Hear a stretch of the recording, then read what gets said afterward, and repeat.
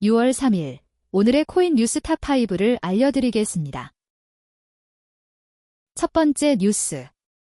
코스피 급등 속 종목별 명암 극명, 바벨 전략 필요. 최근 코스피가 8,900선을 처음 넘어설 정도로 단기간에 급등하면서 증권사 목표 주가를 이미 넘어선 종목이 빠르게 늘었고, 동시에 아직 목표 주가에 크게 못 미치는 종목도 적지 않아 시장 안에서 종목별 온도차가 뚜렷해지고 있다. 3일 금융정보업체 FN가이드에 따르면 최근 3개월 동안 국내 증권사 3곳 이상이 목표 주가를 제시한 코스피 상장사 231곳 가운데 1일 종가 기준으로 실제 주가가 목표 주가를 웃돈 기업은 18곳이었다. 전체의 약 8% 수준이다. 목표 주가는 증권사가 기업 실적과 업황, 성장 가능성을 반영해 제시하는 적정 주가인데, 최근처럼 특정 재료가 강하게 붙으면 시장 가격이 이를 단숨에 뛰어넘는 일이 생긴다. 가장 대표적인 종목은 LG전자였다. 1일 종가는 38만 500원으로 평균 목표 주가 16만 6,750원보다 56% 높았다. 젠슨 황 엔비디아 최고 경영자와 구광모 LG그룹 회장의 회동 가능성이 부각되면서 엔비디아 협력 기대가 주가를 밀어올린 영향이 컸다. 실제로 관련 소식이 전해진 지난달 29일부터 이달 1일까지 LG전자는 이틀 연속 상한가를 기록했고, 주가는 22만 5,500원에서 38만 500원으로 69% 뛰었다. 두 번째 뉴스. 국내 증시, 개인 투자자 신용거래 급증, 반도체 ETF에 집중. 최근 국내 증시가 강세를 보이면서 개인 투자자들의 신용거래가 개별 종목을 넘어 상장지수 펀드로까지 빠르게 확산하고 있다. 특히 삼성전자와 SK하이닉스를 중심으로 한반도체 투자 기대가 커지면서 관련 종목을 묶어 담은 ETF에 빚을 내 투자하는 자금이 최근 한 달 사이 두드러지게 늘었다. 3일 코스콤 체크에 따르면 6월 1일 기준 삼성전자와 SK하이닉스의 신용거래 융자 잔고는 각각 4조 2,552억 원, 3조 5,300억 원으로 전체 상장 종목 가운데 가장 많았다. 신용거래 융자 잔고는 투자자가 증권사에서 돈을 빌려 주식을 산 뒤 아직 갚지 않은 금액을 뜻한다. 통상 시장에서 주가 상승 기대가 강해질수록 이 수치도 함께 불어나는 경향이 있는데, 최근 반도체 대표주에 대한 낙관론이 ETF 시장으로도 그대로 번진 모습이다. 가장 눈에 띄는 상품은 삼성자산운용의 KODX AI 반도체탑 E+다. 이 ETF의 신용 잔고는 5월 4일부터 6월 1일까지 한 달 사이 145억 원 늘어 206억 원이 됐다. 전체 신용 잔고의 70.6%가 최근 한 달 새 새로 쌓였다는 뜻이다. 이 상품은 삼성전자 비중이 24.76%, SK하이닉스 비중이 24.40%로 두 종목 비중만 약 50%에 이른다. 세 번째 뉴스. 증권주, 거래 화랑에도 2분기 힘 못 써. 금리 변동성 영향. 코스피가 반도체와 인공지능 관련 대형주를 앞세워 가파르게 오르고 있지만, 정작 증시 호황의 대표 수혜주로 꼽히는 증권주는 2분기 들어 힘을 쓰지 못하고 있다.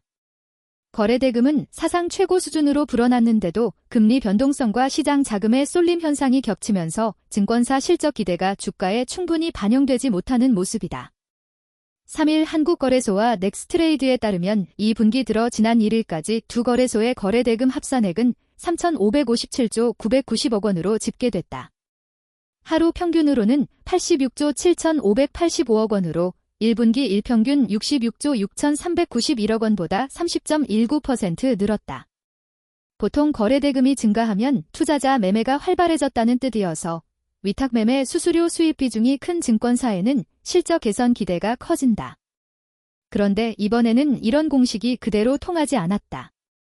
실제로 KRX 증권 지수는 1분기에 59.82% 급등했지만 2분기 상승률은 6.87%에 그쳤고, 지난달 이후로는 2.70% 하락했다.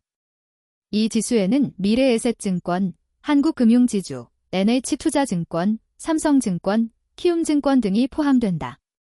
개별 종목으로 봐도 흐름은 비슷하다. 네 번째 뉴스. 업비트서 XRM 거래량 1위, 덱스RP 제치고 한국개미자금 이동. 한국 개인 투자자 사이에서 리플XRP와 스텔라루멘 XLM의 희비가 갈렸다.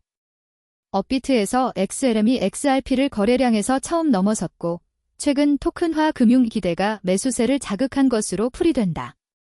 신과 시장 데이터에 따르면 업비트에서 XRM의 24시간 거래량은 약 2억 5,230만 달러로 XRP의 1억 2,570만 달러를 2배 가까이 웃돌았다.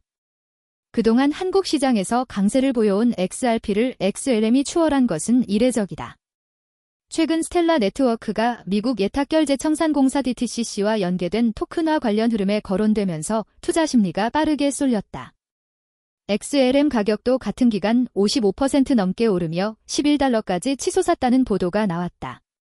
반면 XRP는 1.3달러 아래로 밀리며 상승 탄력을 이어가지 못했다. 업비트는 국내 거래 대금이 집중되는 대표 거래소인 만큼 이번 변화는 한국 개인 투자자들의 단기 선호가 XRP보다 XRM 쪽으로 이동했음을 보여준다. 시장에서는 이 같은 자금 이동이 테마 교체 성격을 띈다고 본다.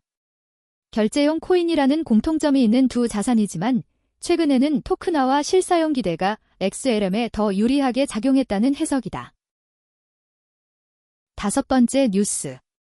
대형주 강세 속 코스닥 침체, 하반기 반전 가능성은?